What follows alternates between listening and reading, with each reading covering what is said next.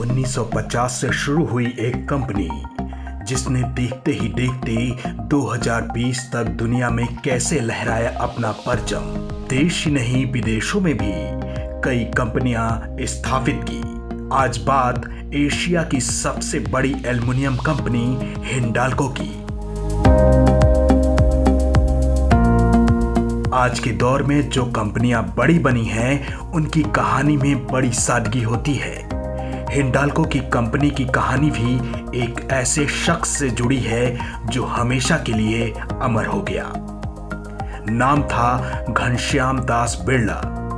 ये वो नाम है जो एक छोटी सी कंपनी को पूरी दुनिया में विख्यात कर दिया। जीडी बिरला प्रसिद्ध बिरला समूह के संस्थापक थे। उनका महात्मा गांधी से मधुर संबंध भी था। अब बात करते हैं हिंडाल्को की। साल 1958 में हिंडाल्को ने सोनभद्र में अपना पहला एल्युमिनियम प्लांट शुरू किया। सोनभद्र में भरपूर पानी, कोयला उपलब्ध था।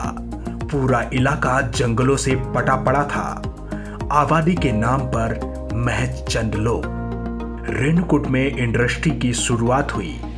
साल 1962 से शुरू हुई हिंदुस्तान एल्युमिनियम कॉरपोरेशन 1989 तक आते आते हिंडाल्को इंडस्ट्रीज लिमिटेड बन गई। इसी बीच 1967 में रेणु सागर थर्मल पावर प्लांट की स्थापना की गई, जिसमें बिजली का उत्पादन किया जाने लगा। ज्वाइन किए थे। ज्वाइन करने के बाद ड्रम फिल्टर बना, फिर लाइम प्लांट बना और इसके बाद फिर ड्रम फिल्टर को हटा करके फिर दूसरी जगह स्थापित किया गया ड्रम फिल्टर।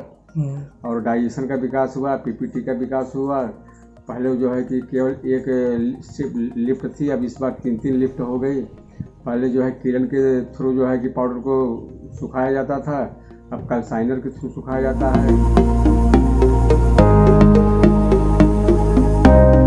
इसके बाद इस ग्रुप में सबसे बड़ा योगदान अगर किसी का आता है तो वो नाम है आदित्य बिरला का।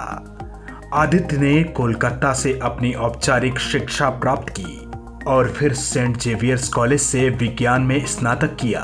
इसके बाद वो मैसाचुसेट्स इंस्टीट्यूट ऑफ टेक्नोलॉजी से केमिकल इंजीनियरिंग में उच्च शिक्षा प्राप्त करने के लिए अमेरिका चले गए। मैसाचुसेट्स इंस्टीट्यूट ऑफ टेक्नोलॉजी से केमिकल इंजीनियरिंग करने के बाद आदित्य बिरला भारत लौटे और अपने खानदानी व्यवसाय में शामिल हो गए। लेकिन आदित्य सिर्फ इतने में ही संतुष्ट नहीं हुए। आदित्य ने ईस्टर्न एक्सप्रेस मिल्स से कपड़े का व्यापार शुरू किया, जो कोलकाता में बहुत सफल रहा। इस सफल प्रयोग से उन्होंने परिवार के डूबते हुए कपड़े के व्यापार में नई जान डालकर पुनः जीवित कर दिया।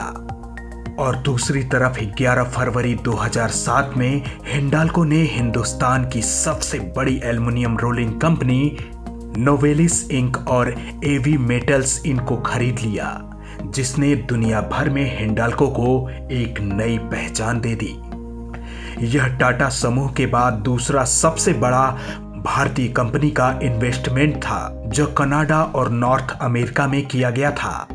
इसके बाद से ही हिंडाल्को 5 वैश्विक एल्युमिनियम की बड़ी कंपनियों में एक रैंक हासिल कर ली। लेकिन कंपनी यही नहीं रुकी। अभी कुछ महीने बीते ही थे कि हिंडाल्को ने 2007 में ओडिशा के दोरागुड़ा में उत्कल एल्मुना प्रोजेक्ट में एल्कॉन इंक में हिस्सेदारी खरीद ली।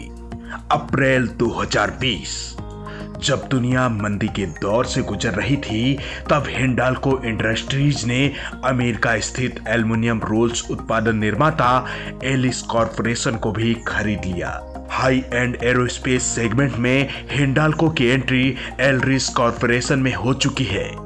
यह सौदा $600 बिलियन में हुआ। अभी ये सिलसिला जारी है। अनुभव तो वहाँ हम लोग जितना जब तक रहे, हम लोग अपने ग्रुप में सबसे आगे रहे। और क्वालिटी सर्किल में पहले हम सदस्य के रूप में रहते थे। इसके बाद धीरे धीरे हम वहाँ के क्वालिटी सर्किल के हेड हो गए और क्वालिटी सर्किल को अच्छी तरह से मैंने आगे बढ़ाया। और हर महीने में या मान के चलिए साल में 6-7 प्रोडक्ट मतलब कि हम लोग करते थे, प्रेजेंटेशन करते थे, जिसमें कि बहुत ज़्यादा प्रोडक्शन मतलब कि बढ़ा और खर्चे कम आए, एक्सीडेंट का खतरा कम हो गया। और बहुत करोड़ों रुपए का बचत हुआ। ये सब देख करके मतलब बहुत ज़्यादा ही फायदा हुआ, मतलब कि अनुभवकर्ता समझें और उस ढंग से हम लोग काम करते थे। किसी भी उद्योग को शुरू करने के लिए क्या क्या होना चाहिए? आदित्य बिरला ने कहा था, एक पल के लिए ठहर जाने से मंजिल दूर हो जाती है, क्योंकि हम ही नहीं मंजिलें भी चला करती हैं। इसका मतलब है कभी रुकना नहीं। हिंडाल्को 10 देशों में 37 ब्रांच और 40,000 से भी अधिक लोगों के साथ काम कर रही है और ये सिलसिला अब भी बरकरार है और हिंडाल्को अब आसमान में ऊंचाइयां छूते जा रहा है।